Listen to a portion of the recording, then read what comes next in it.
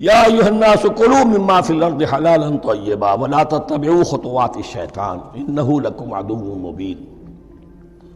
اے لوگو، زمین میں جو کچھ حلال اور طیب ہے، حلال ہے اور پاک ہے، صاف ستھری چیز اور حلال چیز، وہ کھاؤ، اور شیطان کے نقش قدم کی پیروی نہ کرو، انہ لکم عدو مبین، یقیناً وہ تمہارے لیے کھلا دشمن ہے۔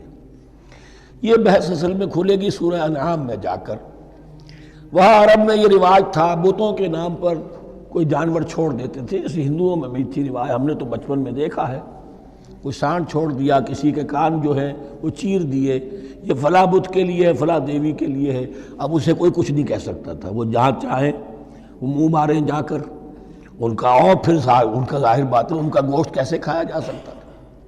تو عرب میں بھی یہ رواج تھے، اور ابھی تک اس کے کچھ نہ کچھ ریزیڈول ایفیکٹس تھے۔ آباء و اجداد کی جو رسمیں چلی آ رہی ہوں وہ آسانی سے جو ہے وہ چھوٹتی نہیں ہے، کچھ نہ کچھ اثرات رہتے ہیں، جیسے آج تک ہمارے ہاں ہندوانہ اثرات موجود ہیں۔